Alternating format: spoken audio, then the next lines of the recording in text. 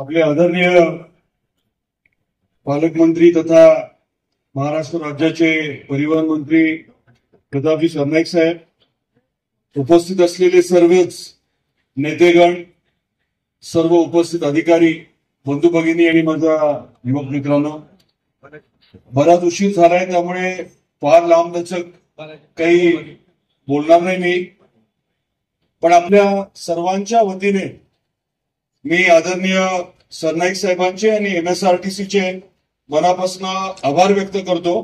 टाळ्या वाजवायला हरकत नाही. आपली बऱ्याच वर्षापासूनची अपेक्षा होती की आपलं जे जुनं बस स्टँड आहे त्याचा कायापालट व्हावा आणि आईचं मंदिर त्याच्या अनुषंगाने हे बस स्थानक होत असताना त्या पद्धतीने काम व्हावं अशी आपली अपेक्षा होती. आणि या पावनभूमीमध्ये आईचा आशीर्वाद घेत आपण सर्वजण काम करतो आणि ही वास्तू जी आहे ती आईच्या मंदिराची प्रतिमा जी आहे डोळ्यासमोर ठेवून केलं, हे या बस स्थानकाचं विशेष असं स्वरूप आहे. आणि या पूर्ण प्रक्रियेमध्ये ज्यांनी सहकार्य केलं व ते सर्व आपले MSRTCचे अधिकारी असतील, आर्किटेक्ट असतील, कॉन्ट्रॅक्टर असतील, त्यांचे देखील मी मनापासून आभार व्यक्त करतो. आपल्या जिल्ह्याचा कायापालट आपण करण्यावरती भर दिलेला आहे.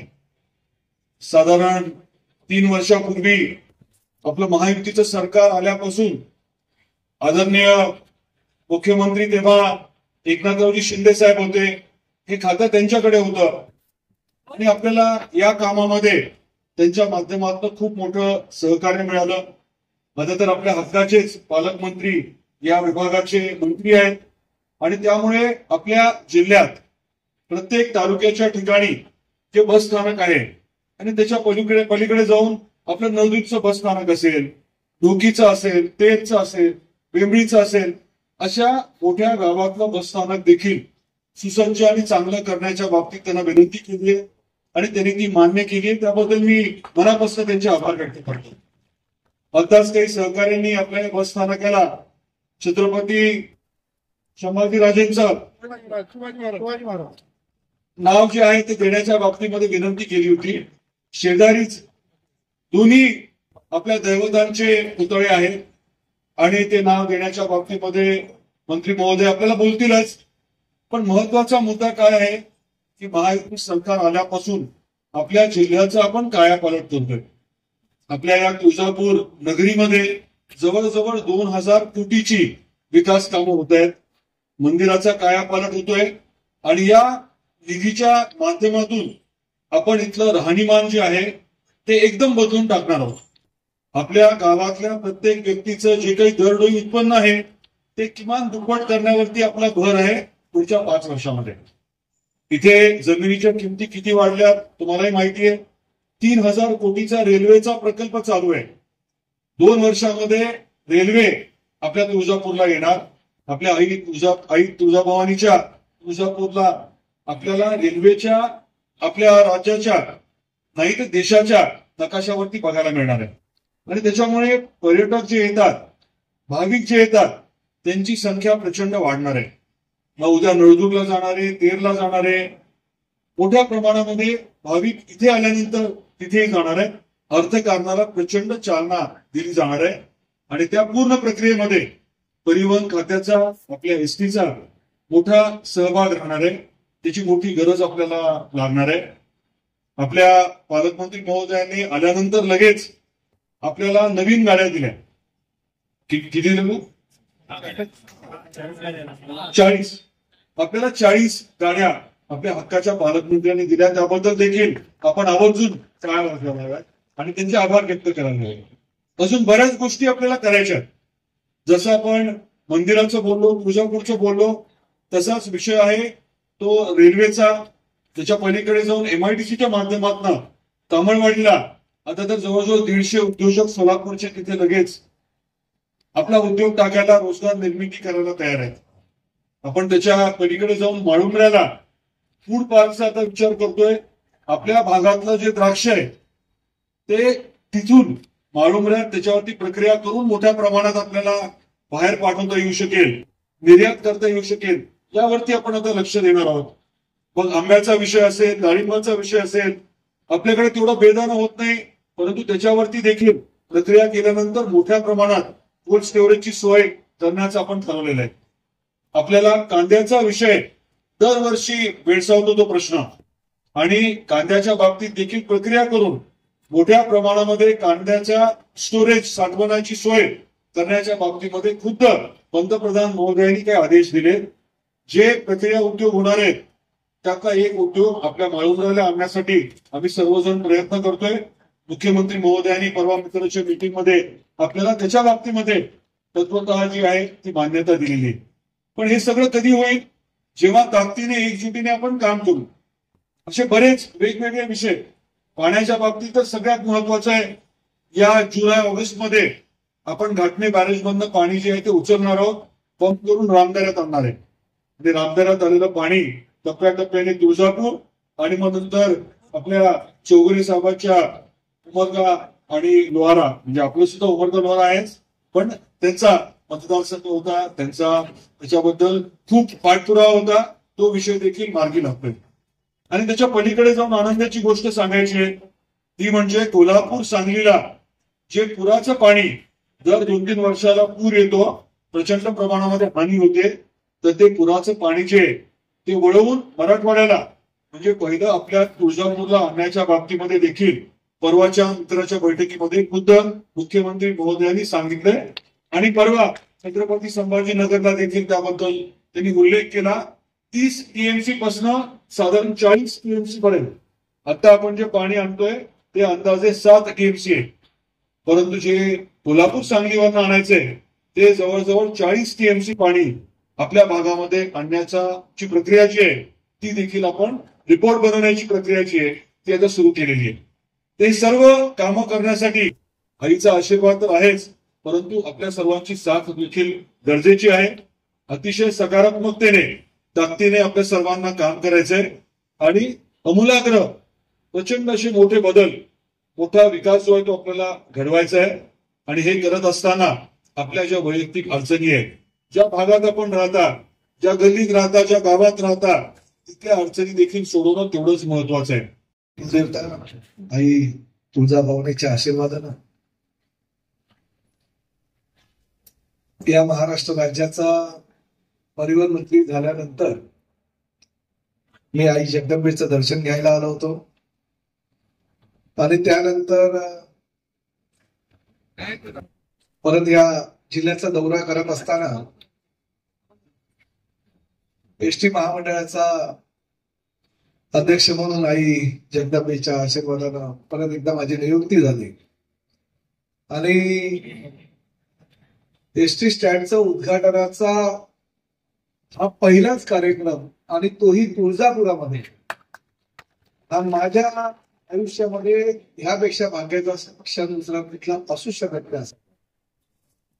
आणि या पहिल्या कार्यक्रमाच्या प्रसंगी उपस्थित असलेले आपल्या या भागाचे लोकप्रिय कार्यतत्पर आमदार आदरणीय राणा जगजितसिंह पाटील, माझे सहकारी आणि या भागाचे लोकप्रिय नेते माजी आमदार ज्ञानराज चौगुलेजी, आमचे ह्या भागाचे जिल्हाधिकारी कीर्तिकुमारजी, कार्यकारी अधिकारी मैनेन भाऊजी, पोलीस अधीक्षक ज्यांनी खऱ्या अर्थानं ह्या तुळजापूरचा ड्रग्सचा नायनाट करण्याचा विडा उचललेला आहे, ते संजय जाधवजी, माझे सहकारी अण्णा पाटीलजी, साळुंकेजी, वित्तीय सल्लागार MSRTचे गिरीश देशमुख, सौ अमृता तामणकर, श्री विनोद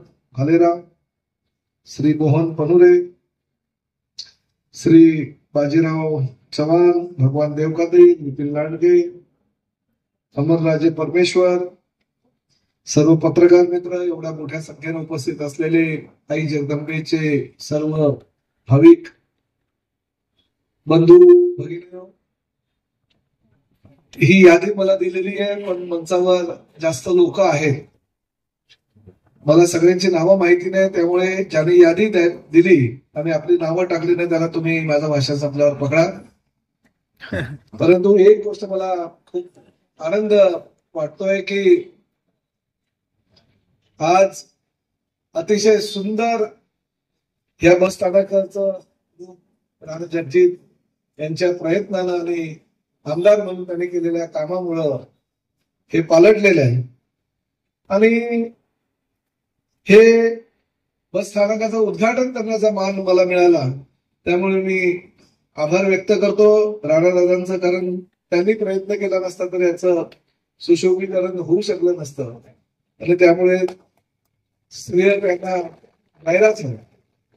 खरं तर राज्याचा परिवहन मंत्री म्हणून काम करत असताना मी प्रत्येक जिल्ह्यामध्ये जातो. मध्यंतरीच्या काळामध्ये बसमधनं मी प्रवास केला होता, धाराशिव पासून गेलो होतो. आणि बस प्रवास करत असताना त्या ज्या समस्या असतात प्रवाशांच्या, त्या समस्या पण मी त्यावेळेस जाणून घेतल्या होत्या. आणि त्या माध्यमातून मी माझ्या अधिकाऱ्यांना वेळोवेळी त्यामध्ये काय सुधारणा करता येईल, आपल्याला प्रवाशांना अजून काय सुखसुविधा देता येईल यासाठी प्रयत्न करावे असं मी त्यांना सांगितलं. आणि यामध्ये प्रामुख्यानं महिला व पुरुषांसाठी स्वतंत्र प्रसाधन गृह आहे, ते आता सगळी जबाबदारी तुमची आहे ना. आता जेव्हा जेव्हा तुळजापूरला मी भरपूर वेळेस येत होतो, मी आधी प्रसाधनगृह बघितला, त्याच्यामध्ये अस्वच्छता जर असली तर जबाबदार तुम्हाला पकडणार. त्यामुळे स्वच्छता ही या ठिकाणी असणं गरजेचं आहे. राज्यातून अनेक भागामधून आईच्या आशीर्वाद घेण्यासाठी भक्तजन येत असतात, त्यांना ह्या सुविधा मिळणं गरजेचं आहे.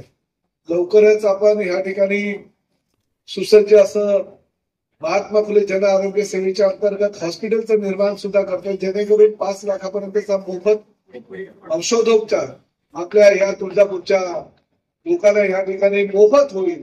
राज्य शासनाच्या माध्यमातून आणि महायुतीच्या माध्यमातून आमचे मुख्यमंत्री आदरणीय देवेंद्रजी फडणवीस आणि उपमुख्यमंत्री आदरणीय अजितदादा पवार आणि आमच्या पक्षाचे प्रमुख आदरणीय एकनाथ शिंदे साहेबांच्या प्रयत्नानं अतिशय चांगली योजना आम्ही राज्यभर राबवतोय.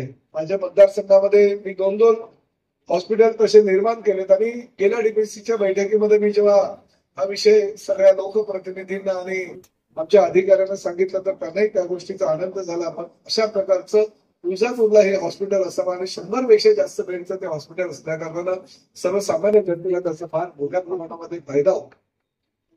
राणादादांनी आता रेल्वेचं सुद्धा गोष्ट सांगितली. आम्ही गाडीमध्ये एकत्रितपणे जेव्हा आलो तेव्हा रेल्वेचा तो ट्रॅक मला दाखवला. ट्रान्सपोर्ट मिनिस्टर म्हणून राणादादा मी त्या म्हणजे महाराष्ट्रामध्ये जी काही रेल्वेची सुद्धा ट्रान्सपोर्ट होत असते ती सुद्धा जबाबदारी माझ्यावरच आहे योगायोगानं. त्यामुळे 2 वर्षानंतर जेव्हा ती रेल्वे चालू होईल तेव्हा त्या रेल्वेच्या उद्घाटनाला सुद्धा आम्ही सगळे असूच या ठिकाणी. परंतु त्यासाठी मला मगाशी राणादादा बोलले की 1,000 कोटी रुपयाचं ऍक्विजिशन कॉस्ट आपल्याला येणार आहे सोलापूरमध्ये. तर त्यासाठी सुद्धा जे काही शासन दरबारी प्रयत्न करायचे असेल ते आपण एकत्रितपणे दोघं मिळून करू, जेणेकरून लवकरात लवकर रेल्वेचा प्रकल्प जो आपल्या तुळजापूरकरांच्या सेवेमध्ये आपण देऊ शकतो. जेवढं द्यायचं तेवढं ह्या तुळजापूरकरांना देऊ, कारण महाराष्ट्राची कुलस्वामिनी महाराष्ट्राचं आराध्य दैवत आहे. आणि त्यामुळे या दैवतासाठी जे काही करावं लागेल ते सगळं लोकप्रतिनिधी म्हणून आम्ही तुमच्या समोर करू. मध्ये उद्घाटन करत असताना आमच्या एका पदाधिकाऱ्यानं छत्रपती संभाजीराजेंचं नाव ह्या संकुलाला द्यावं अशी सुद्धा मागणी केली. दुसऱ्या अजून आमच्या कार्यकर्त्यांना छत्रपती शिवाजी महाराजांचं नाव द्यावं अशी मागणी केली. छत्रपती शिवाजी महाराज, छत्रपती संभाजी महाराज आमचे राजे आहेत, त्यांच्यामुळे आम्ही या ठिकाणी लोकप्रतिनिधी म्हणून आज समोर तुमच्या समोर उभे आहोत असं मला वाटतं. त्यामुळे त्यांच्या नावामध्ये कुठल्याही प्रकारचं राजकारण न करता एका आमच्या बस जे डेपो आहे त्याला छत्रपती शिवाजी महाराजांचं, तर एका डेपोला छत्रपती संभाजी महाराजांचं, जेणेकरून दोन्ही महाराजांचं नाव चांगल्या प्रकारे लागेल. आणि दुसरं मग अशी मी बोलता बोलता मला असं वाटलं की हे नगर परिषदेच्या हातात आहे, ते मला नंतर कळलं आणि एसटी महामंडळाचं अध्यक्ष ते आमच्याच हातात आहे. म्हणजे मी जर या ठिकाणी आता घोषणा केली की नाव झालं असं समजा. त्यामुळे ही दोन्ही नावं आज मी जाहीर करतो आणि अतिशय चांगल्या वातावरणामध्ये हा कार्यक्रम आमच्या अधिकाऱ्यांनी केला. आमचे अधिकारी खूप अतिशय चांगल्या प्रकारचं काम महाराष्ट्रभर करताय आणि अजूनही चांगली सेवा आम्ही या राज्याला देण्याचा प्रयत्न करतोय. राज्यामध्ये आमचे जेवढे काही 251 डेपो आहे आणि जवळजवळ आमच्या 800-850 स्वतःच्या मालकीच्या जमिनी ज्या आहेत त्या पूर्ण जमिनीवर अतिशय चांगल्या प्रकारचं बस डेपो नव्हे तर बस स्टॉप नव्हे तर बस पोर्ट निर्माण करण्याचे आम्हाला सूचना आमच्या वरिष्ठांनी दिलेल्या आहेत. आदरणीय पंतप्रधान नरेंद्र मोदी साहेबांनी ज्या पद्धतीने गुजरातच्या सगळ्या बस डेपोचं परिवर्तन केलं आणि बस पोर्ट निर्माण केले तशाच पद्धतीचे बस पोर्ट भविष्यामध्ये आम्ही ह्या राज्यातील सर्वसामान्य जनतेला देऊ असं वचन आई जगदंबेच्या चरणी मी आज करतो. मला सगळ्यांना शुभेच्छा देतो आणि या ठिकाणी मला आमंत्रित केलं माझ्या हस्ते हे उद्घाटनाचा कार्यक्रम आयोजित केल्याबद्दल सगळ्यांचा मनापासून आभार मानतो. जय हिंद, जय महाराष्ट्र.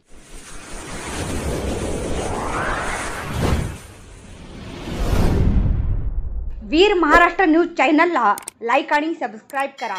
धन्यवाद.